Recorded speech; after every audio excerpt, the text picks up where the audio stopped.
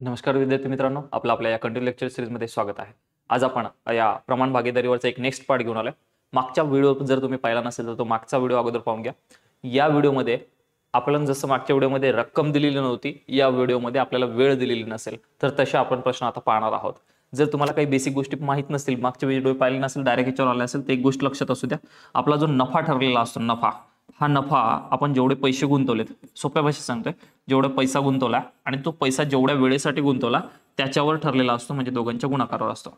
गणितीय भाषेत सांगत असताना आपण याला म्हणत असतो नफ्याचे प्रमाण बरोबर भांडवलाचे प्रमाण, भांडवल म्हणजे पैसा, बरोबर मुदतीचे प्रमाण, मुदत म्हणजे वेळ। हे आपण सोप्या भाषेमध्ये सांगलेलं आहे, ठीक। तर तसं पहिल्या व्हिडिओमध्ये तुम्हाला सर्व डिटेलमध्ये सांगितलं आहे, ते पाहून घ्या। बघूयात या व्हिडिओमध्ये आपण कसे प्रश्न पाहणार आहोत। तुम्ही जोपर्यंत प्रश्नाला सेट करतोय तोपर्यंत तुमचा प्रश्न लिहिलेला असला पाहिजे, तुम्ही वाचून झालेला पाहिजे, ठीक। बघा, प्रश्न तुम्ही वाचला असेल अशी तुमच्याकडून अपेक्षा आहे, नसेल लिहिला तर एकदा स्टॉप करून लिहून टाकायचं। बघा प्रश्न काय म्हणतो, ए ने 16,000 रुपये गुंतवून एक व्यवसाय सुरू केला, त्यानंतर काही महिन्यांनी, बघा व्यवस्थित, काही महिन्यांनी म्हणजे किती महिन्यांनी आला ते माहित नाही, 12,000 रुपये गुंतवून त्या धंद्यामध्ये भागीदारी स्वीकारली। कोणी स्वीकारली? तर बीने, असा इथे शब्द पाहिजे होता, गुंतवणूक, बीने त्या धंद्यामध्ये भागीदारी स्वीकारली। इथे कुठेतरी टाका, कुठेतरी शब्द टाका, कोणी भागीदारी स्वीकारली? बीने भागीदारी स्वीकारली, 12,000 रुपये गुंतवून। वर्षा अखेर झालेल्या 4,600 नफ्यापैकी, म्हणजे टोटल 4,600 नफा झाला, त्यापैकी 1,400 रुपये बीला मिळाले। 4,600 1400 रुपये याला भेटले, तर राहिलेले दुसऱ्याला भेटले, लगेच क्लिक करून टाकायचं। बी ने किती महिन्यासाठी, हे शब्द महत्वाचा आहे, याच्यावर थोडंसं आपण शेवटी बोलूयात, लक्षात असू द्या, किती महिन्यासाठी भांडवल गुंतवले। तर जे महत्वाचे शब्द आहेत त्याच्यावर मी फोकस केलेला आहे, फोकस लक्षात असू द्या, ठीक। चालू करूयात, काही विषय नाही, जे दिलेलं आहे त्याला एकदा व्यवस्थित लिहिणं चालू करा। ए ने किती रुपये गुंतवले? बघा 16,000 रुपये। पण मग ए ने सर पैसे किती वेळेसाठी गुंतवले? तर हा वर्षा अखेर शब्द महत्वाचा आहे। वर्षा अखेर म्हणजे वर्षभर व्यवसाय चालला, वर्षभर व्यवसाय चाललाय, म्हणजे 12 महिने व्यवसाय चाललाय, आणि 12 महिने व्यवसाय चालला म्हणून याला गुणिले किती महिने करावं लागेल? 12 महिन्यासाठी याने पैसे ठेवले म्हणून गुणिले 12, म्हणून गुणिले 12। नंतर आलाय बी, नंतर बी आला, पण बी काही महिन्यानंतर आला, काही महिन्यानंतर आला, आम्हाला ते माहित नाही, किती महिन्यानंतर आला ते आपल्याला माहित नाही, आपण ते काढणार बी नाही, आपल्याला त्याची गरजही नाही, ठीक। आपण काय काढणार? बीने हे जे 12,000 रुपये व्यवसायात टाकले, बीने जे 12,000 रुपये व्यवसायात टाकले, किती वेळेसाठी टाकले? तर एक्स महिन्यासाठी पैसे गुंतवलेत, काय म्हणतो व्यवस्थित आहे का? एक्स महिन्यासाठी गुंतवलेत, म्हणजे मी काढतोय जे आन्सर ते किती महिन्यासाठी गुंतवले ते काढतोय, किती महिन्यानंतर आला ते काढतोय का? नाही, किती महिन्यासाठी गुंतवले ते काढतोय। फोडून फोडून सांगायला का बरं सांगतोय? कारण शेवटी याच्यात कन्फ्युज होतं, आन्सर येतं पण ऑप्शन मध्ये दोन्ही असल्यामुळे कणकण आन्सर चुकते, कसं चुकते ते सांगतो बघा, परत सांगतो, किती महिन्यासाठी पैसे गुंतवले ते आपण काढणार आहोत। म्हणजे समजा मी व्यवसाय चालू केला, बी आला, बी म्हणला सर हे ठेवा तुमच्याकडे माझे पैसे पुढच्या महिन्यासाठी ठेवा, ठीक। आता कसं होणार आहे त्याकडे जाऊयात। बघा पुढे काय म्हणलंय, बघा त्या धंद्यात भागीदारी स्वीकारली, वर्षा अखेर झालेल्या 4,600। मला सांगा नफा, आपल्याला नफ्याचं प्रमाण काढायचं आहे, हे इथं काढून देत, नफ्याचे प्रमाण बरोबर, मागच्या व्हिडिओत असंच केलं होतं आपण, समजून घ्या फक्त, नफ्याचे प्रमाण बरोबर, सर नफ्याचं प्रमाण बरोबर, सर टोटल नफा झाला 4,600, त्यापैकी 1,400 रुपये कोणाला भेटले? बीला, सर बीला 1,400 रुपये भेटले, मग ए ला किती भेटले असेल रे? मला सांगा 4,600 मधले 1,400 गेले, म्हणजे राहिले 3,200, मग ए ला किती भेटलं असेल? राहिलेले 3,200, आणि याला 3200 आणि याला 1,400, दोघांचे मिळून 4,600 एकूण नफा आपल्याला दिलेला आहे। तर हे जमलं पाहिजे, ठीक। 4,600 पैकी बी ला 1,400 रुपये, तर ए ला 3200 रुपये, बस याचं लहानात लहान केलंय म्हणजे नफ्याचं प्रमाण भेटून जाईल, याचं लहानात लहान केलं म्हणजे नफ्याचं प्रमाण। मागच्या व्हिडिओमध्ये तुम्ही चांगला पाहिला असेल, नसेल पाहिलं तरी एकदम बेसिक सांगतोय, व्यवस्थित समजून घ्या। याला भाग दिला तर 16चा भाग जातो, 16 दोन्ही 32 म्हणत असतो, आणि 7 दोन्ही 14 म्हणत असतो, तर 16 7 या प्रमाणामध्ये त्यांना काय झालेलं आहे? नफा झालेला आहे। किती झालाय? 16 या प्रमाणात त्यांना नफा झालेला आहे। हे नफ्याचं प्रमाण आलंय, वरतून जर लहानात लहान होत असेल तर वरतून पण लहानात लहान करा, बघा वरतून लहानात लहान करूयात, हे 3 0 हे 3 0 कट, नंतर बघा हे 12 आणि हे 12 कट, इथं राहिले 16 आणि इकडे कोण राहिलं रे? एक्स, इकडे कोण राहिलं? एक्स, हे तर लई सोपं झालं सर, हे तर लई सोपं झालं, 16 म्हणजे 16, 16 प्रमाण म्हणजे 16, तर 7 प्रमाण बरोबर किती होईल? सोपं झालं ना, काही विषयच नाही ना।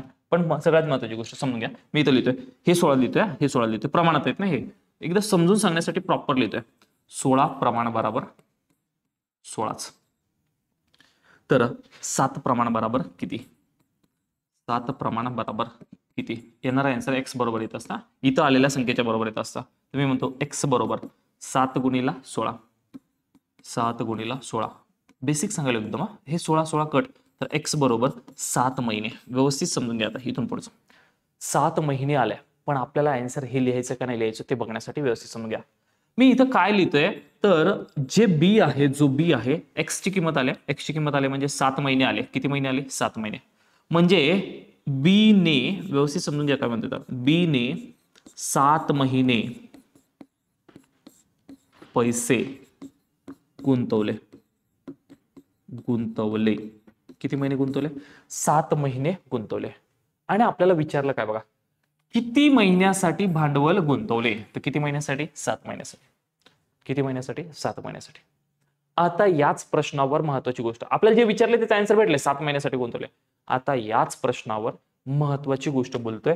जर आपल्याला याच प्रश्नात असं विचारलं असतं शेवटचं सेंटेन्स बीला मिळाले तर बी ने किती महिन्यासाठीच्या ऐवजी महिन्यानंतर साठीच्या ऐवजी काय आलं पाहिजे महिन्यानंतर भांडवल गुंतवलं तर व्यवस्थित समजून घ्या. जर प्रश्न असा आला किती महिन्यानंतर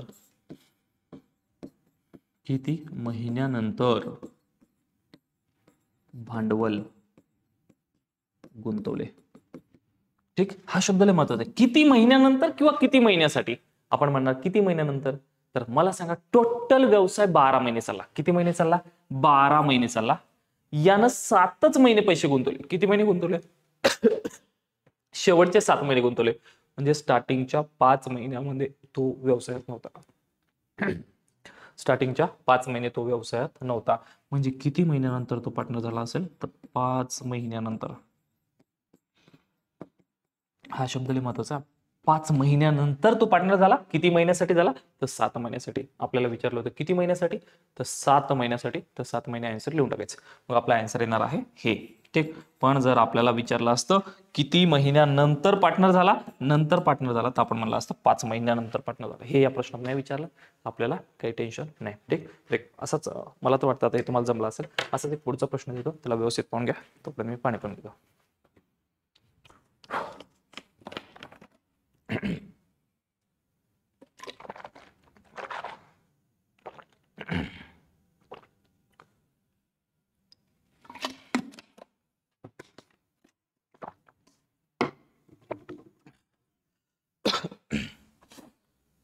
चला तुम्ही प्रश्न पाहिला असेल अशी अपेक्षा आहे.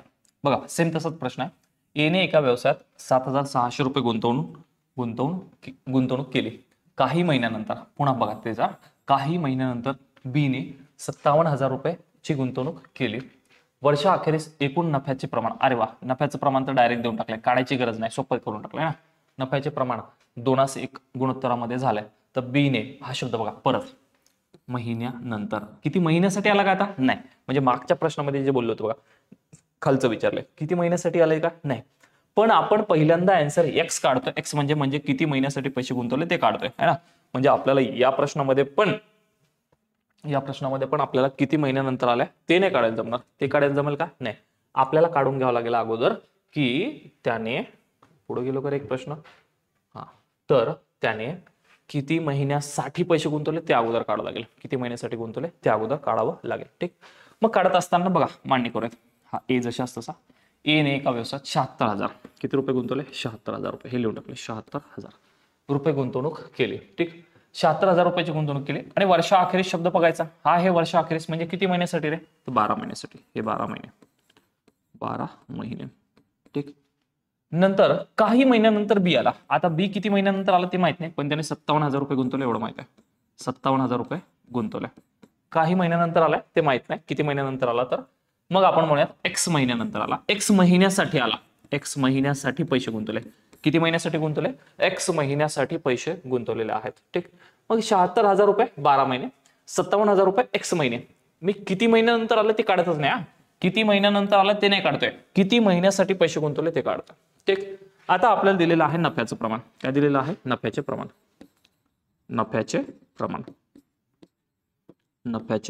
बरोबर किती दिले नफ्याचं प्रमाण बघा 2:1 म्हणजे जे अगोदर नाव तर ए अगोदर नाव आहे तर ए चा 2 आणि बी चा किती 1. ए चा 2 आणि बी चा किती 1 हे नफ्याचं प्रमाण दिलंय. बस वरचं लहानात लहान करा. लहानात लहान कसं करायचं हे तुम्हाला चांगल्या प्रकारे आता माहितच झालं असेल. मागच्या 4-5 व्हिडिओ पाहिला असेल तर हे 3 0 हे 3 0 कट बघा दोघांना भाग जाणारी संख्या सापडली पाहिजे. लय गरिबी दाखवायची नाही, 2 पासून 3 पासून चालू करायचं नाही. 19 1 19, 19 त्रिक 57, 19 चौक 76, 12 1 12, 12 चौक 48. ठीक, 12 चौक 48. ठीक, 12 चौक 48 आणि इकडे 3x. ठीक, यांचं पण लहानात लहान होत असेल तर लहानात लहान करा. 3 1 3 आणि इकडं 3 1 3 आणि झाले 16 त्रिक 48 म्हणत असतो. 16 1 16 1 1 म्हणजे 1 x आहे. ठीक, तर हा वरचा रेशो आला. ठीक, वरचा रेशो एवढा आला सर. तर बघा 2 म्हणजे 16 तर 1 म्हणजे किती, बस काढून घ्या, सोपं झालं आता. 2 म्हणजे 16 सर.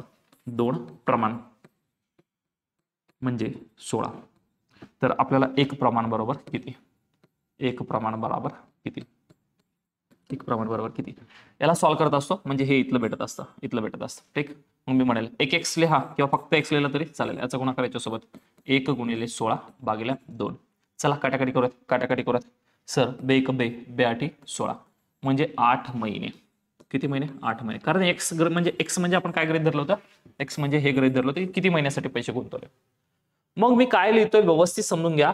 8 महिने जे आले ते इथलचं आन्सर आलंय, इथलचं आलंय 8 महिने. ठीक, म्हणजे हे 8 महिन्यासाठी इथं लिहून घेतोय, 8 महिन्यासाठी, 60 हा शब्द महत्वाचा, 8 महिन्यासाठी बी ने पैसे गुंतवले, बी ने पैसे गुंतवले, गुंतवले. किती महिन्यासाठी, 8 महिन्यासाठी. तर 8 महिन्यासाठी गुंतवले. आपल्याला विचारलं काय बघा, किती महिन्यानंतर गुंतवले. आता मी काय म्हणतो समजा, समजा माझा व्यवसाय 12 महिने चालण्याच्या उद्देशाने मी चालू केला होता. 8 महिन्यासाठी बी ने पैसे गुंतवले. किती महिन्यासाठी गुंतवले, 8. शेवटच्या 8 महिन्यासाठी. तर स्टार्टिंगचे 4 महिने तो माझ्या व्यवसायात होता का रे, नाही ना. स्टार्टिंगच्या 4 महिने माझ्या व्यवसायात नव्हता, म्हणून माझं फायनल आन्सर 8 महिने येणार नाही.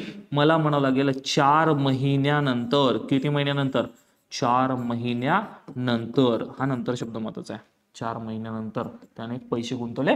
किती महिन्यासाठी गुंतवले, 8 महिन्यासाठी. लक्षात असलं पाहिजे आणि हे पटकन आलं पाहिजे. सर 12 महिने व्यवसाय चालला, 8 महिन्यासाठी यानं पैसे गुंतवले, हे आम्ही इथून काढलं.